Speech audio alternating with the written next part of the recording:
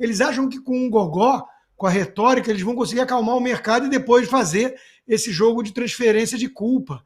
JP Morgan rebaixa a recomendação do Brasil e sobe a do México. O banco JP Morgan disse que o Brasil vive um eterno dia da marmota e rebaixou a recomendação para ações do país. Ao mesmo tempo, os analistas da instituição americana preferem dar benefício da dúvida ao México e elevam recomendação para o mercado acionário mexicano.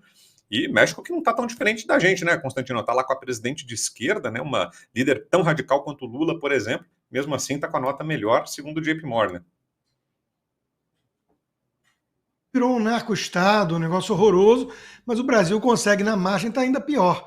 O dia de marmota no Brasil é dia de dólar para a lua, né? Quase 6. Bateu 5,92. Por quê? Porque vem aí, né, o corte de gastos anunciado que nunca era anunciado. Aí a Globo lá e mais um desses veículos deram a notícia de que vão dar isenção até R$ 5.000 no imposto de renda e taxar os super ricos. Super rico no Brasil é qualquer um que ganha mais de R$ 5.000. Grosso modo é mais ou menos isso, né? Então vai arrochar para cima de quem trabalha e produz e vai gerar fuga de capital, vai gerar queda de produtividade, tudo aquilo que todo mundo já sabe, é todo mundo que entende o mínimo de economia, né? Então, o prometido corte de gastos do Fernando Haddad, que sempre tinha uma reunião para marcar uma nova reunião com Lula, vem aí esse lixo, né? É o modelo francês, que fez até o Gerard Depardieu ir para a Rússia, né? Fugir dos impostos escorchantes do Estado. Então, Brown, não dá certo isso. O mercado acusou o golpe. Agora, eu me pergunto, poxa, esse pessoal é tão bem remunerado, gestores multimilionários, né? O Luiz Stuhlberg, Armínio Fraga, esse pessoal fez o L. E agora eles estão preocupados, eles estão decepcionados, frustrados, com medo.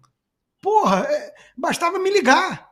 Pô, eu pouparia uma fortuna para eles, se eles apostaram mesmo no governo Lula, né? Eles podiam ter me ligado. E aí, Rodrigo, o governo Lula vai ser bom, vai fazer ajuste fiscal, vai ser um governo responsável, vai ser uma merda que nem sempre? Aí eu ia virar para eles e falar, vai ser uma merda que nem sempre, eles não mudaram nada, não esqueceram nada, não aprenderam nada, e vem com um clima de vingança ainda pior e sai de baixo. Pronto. Olha lá, consultoria grátis, teria dado para eles de graça essa consultoria, aliás, eu falei isso várias vezes aqui nas minhas lives, nas minhas colunas, era só ter escutado. Não tenho bola de cristal, não sou profeta, só não sou malandro nem imbecil alienado. Então qual é a deles? Qual é a dessa turma de mercado que fez o L, Brown? Eu tenho essa dúvida, né? Porque não sabiam quem era o Lula, o que ele tinha feito em todos os verões passados, acreditaram que ele vinha diferente disso? Não dá para entender. E aí já vou avançar então para a nossa próxima pauta, que é justamente isso que o Consta mencionou, o anúncio do Fernando Haddad. Está acontecendo agora um pronunciamento em cadeia de rádio e televisão, em que deve ser anunciado pelo ministro Fernando Haddad o aumento da faixa de isenção do imposto de renda, o aumento da faixa para quem ganha até R$ 5.000. E aí, volto contigo, Salles. Conseguiu entender? De um lado, vinha a promessa de anunciar corte de gastos, aí o ministro se sai com essa. Qual que é a estratégia aí? Tá jogando para a galera? Como é que é, Salles? Ao que consta, ele tentou até convencer o Lula a não fazer esse anúncio do reajuste para R$ 5.000. Eu acho que o reajuste é uma coisa justa. O Brasil, o pessoal paga imposto lá embaixo, e até para deduzir, né, a tabela de imposto de renda, por exemplo, é um absurdo, né? Você não corrigir a tabela de imposto de renda e tudo.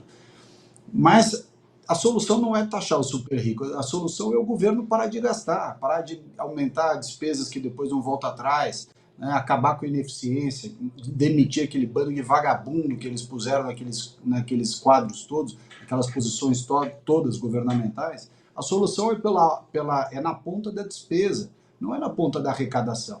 Na ponta da arrecadação, o Brasil não tem mais gordura para aumentar. As pessoas, as empresas, os segmentos econômicos já estão mais do que saturados, mais do que no limite da sua contribuição para um Estado incompetente, dispendioso, né? E, sendo o governo do PT, evidentemente corrupto. Eu não preciso nem ir buscar casos concretos, né? Aquela história, você já tem certeza que o governo é corrupto. Ah, como você tem certeza? É só olhar para a cara dele. Um governo de vagabundo, cheio de gente que já foi presa, que já fez esquema, cheio de gente que já desviou dinheiro aí de Postales, Serpro, Caixa Econômica, Banco do Brasil, Petrobras, tudo. Quer dizer, então, essa equação que o Haddad está tentando corrigir com a história da taxação do super rico mesmo, quem é super rico de verdade, já botou a grana toda fora do Brasil, já fez planejamento familiar, já criou empresa lá em BVI, não sei aonde, e fez muito bem, diga-se de passagem, porque tem medo de um governo vagabundo como esse. Agora, de novo, a solução passa por cortar despesa. E aí, cortar despesa, o governo não quer, boa parte da classe política também não quer, o pessoal que mama, que tem os incentivos fiscais, as empresas que são os grupos econômicos amigos do governo, que são aquelas campeões nacionais, que era o termo lá cunhado antigamente, essa turma não desmama, né? Então a sociedade brasileira está ficando cada vez mais inviável morar aqui, e a tensão social e econômica e patrimonial só vai aumentar. É um desastre completo. Né? A nossa única esperança é que em 26 nós vamos tocar o Lula para fora, mas até lá vamos sofrer muito. Assista também o Bradock Show ao vivo. Diga, Fabi.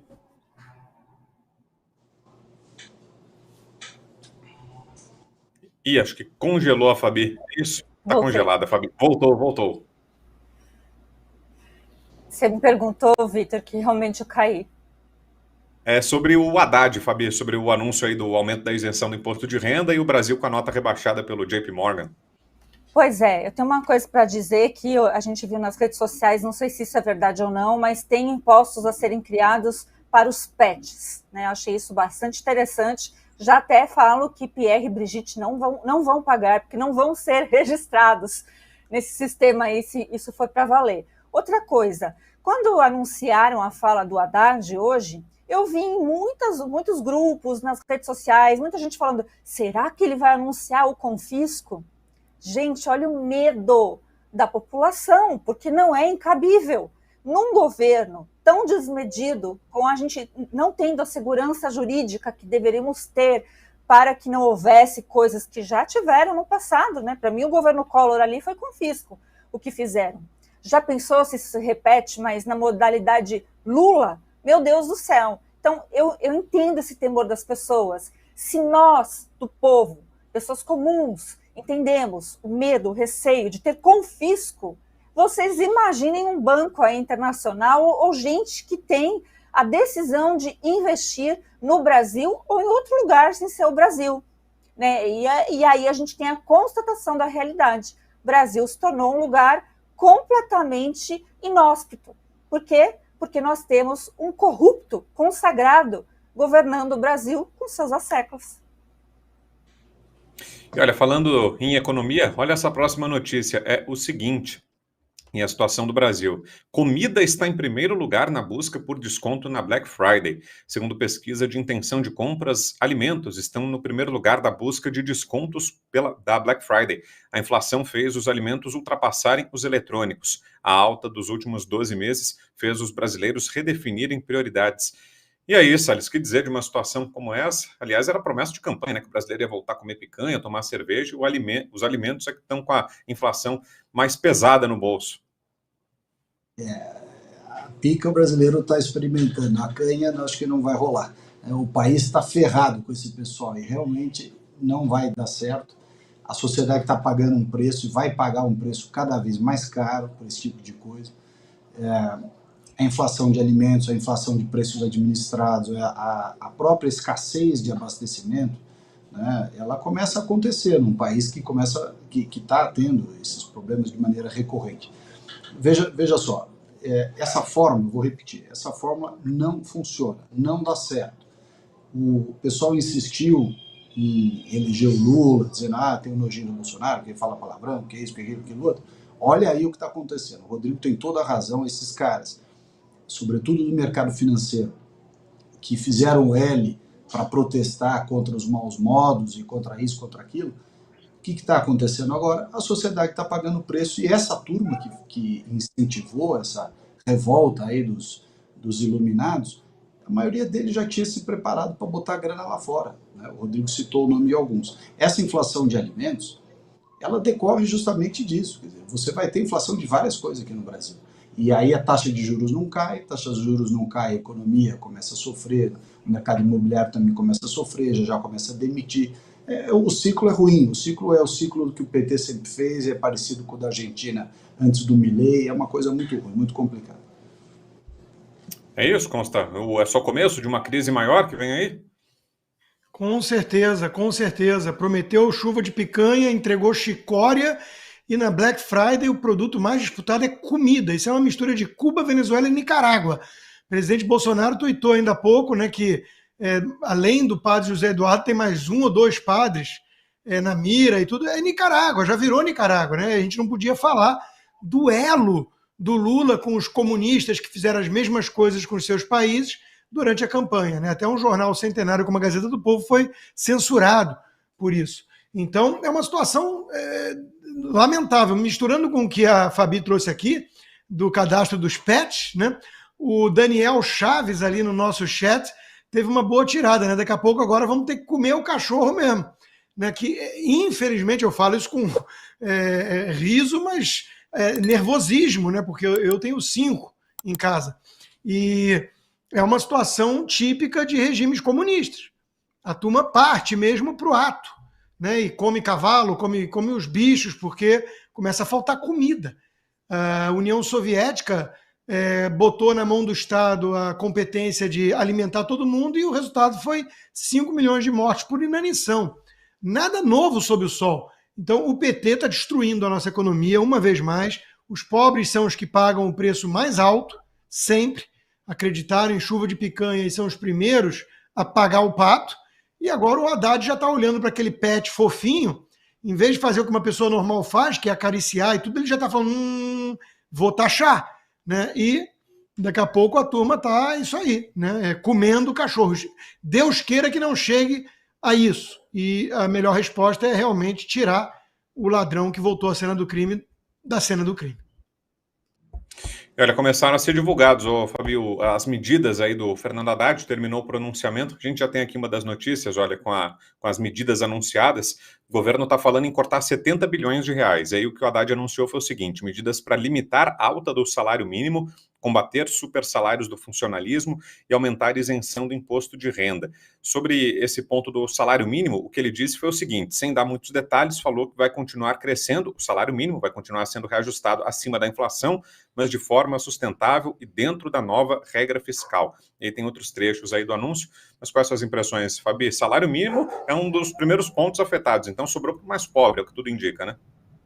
Não tem, né, isso que ele está dizendo. Ele está falando coisas por puro populismo. Você não tem como tirar super salários. Quero ver se eles vão cortar os super salários, principalmente do funcionalismo público, porque já tem parte do funcionalismo público que não vai receber o 13º. Meu senhor, minha senhora, se você é funcionário público, já levanta a orelha. Levanta a orelha porque eles não têm dinheiro. Não têm dinheiro porque estão gastando mal, né? Então, é pura historinha isso.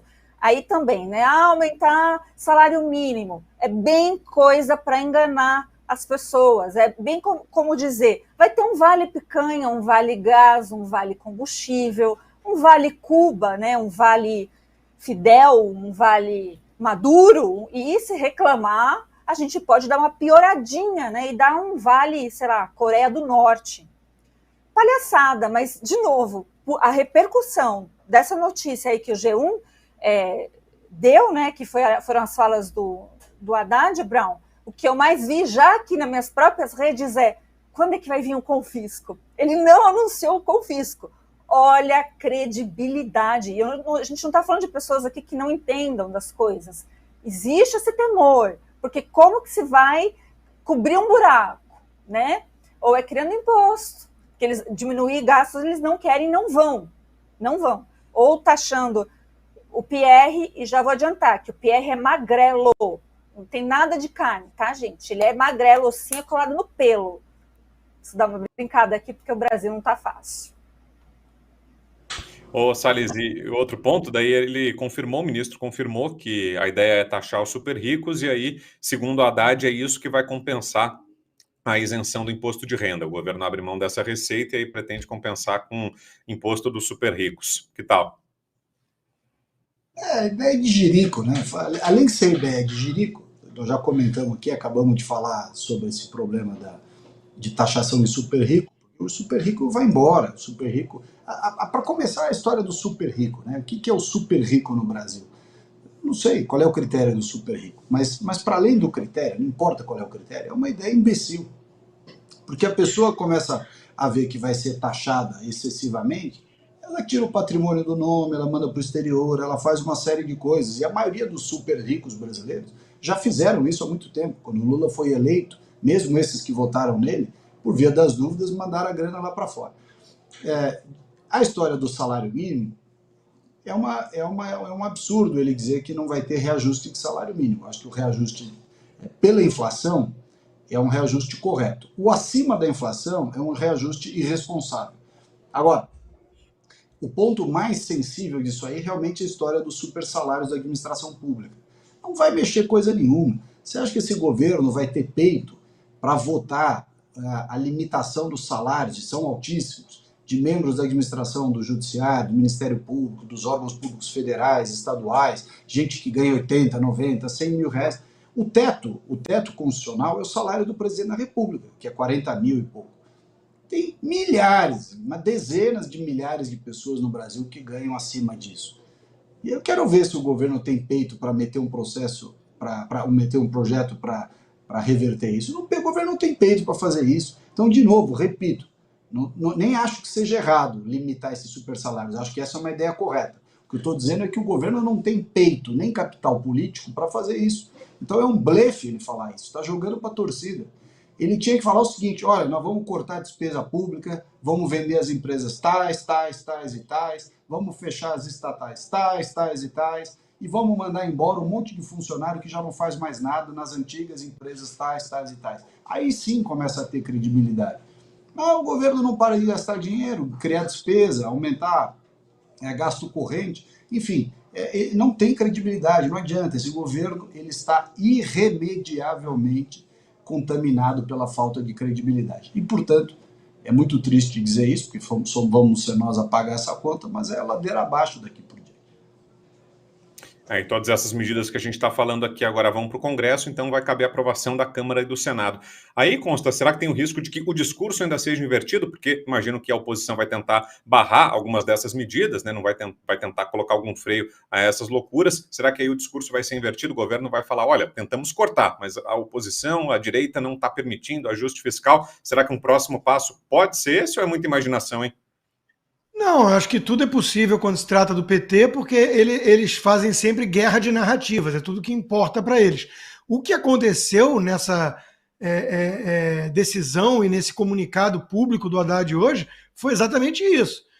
Até fico com a impressão, né, de tanto blá blá blá que ele disse, eu fico, e sem nada concreto, como apontou o Salles, eu fico com a impressão que ele marcou essa coletiva para pressionar talvez o chefe a ajudar em alguma decisão concreta. E o Lula fugiu pela tangente, como ensaboado que é, né? E o Haddad teve que ir lá repetir, então, ladainha. 70 bi de corte em 2 anos. Como? Não, isso. Jogou para a plateia. Então não tem ainda uma coisa concreta. O que vai aparecer de concreto, tudo leva a crer, é mais arroxo na classe média. Aqueles fascistas, segundo a filósofa negra Marilena Chauí, da USP. Né? Então, é óbvio que o PT não tem compromisso a sério com o corte de gastos. É óbvio que ele não vai declarar guerra aos marajás do Poder Judiciário. É óbvio que não vai fazer nada disso. É para inglês ver. Eles acham que com um gogó, com a retórica, eles vão conseguir acalmar o mercado e depois fazer esse jogo de transferência de culpa. Né? Isso não vai pegar. Então, o resultado está aí, o termômetro está aí. O mercado apavorado hoje. O mercado não é um dinossauro voraz, como já disse o Lula, não é uma entidade com CNPJ maligna que está reunida numa sala nesse momento para boicotar o governo popular, não é nada disso. É a interação de milhares de investidores, de aportados, de fundos de pensão, de gente que toma decisão séria do que fazer com a poupança das pessoas. Né? E o PT só quer meter a mão na poupança dos outros. Né? Essas pessoas estão vendo isso e estão acusando o golpe. Então tá aí, dólar chegando a 6. Parabéns aos envolvidos. Eu questiono o que o Felipe Neto tem a dizer sobre isso. Para nos assistir hoje, ao vivo, às 20 horas, clique na playlist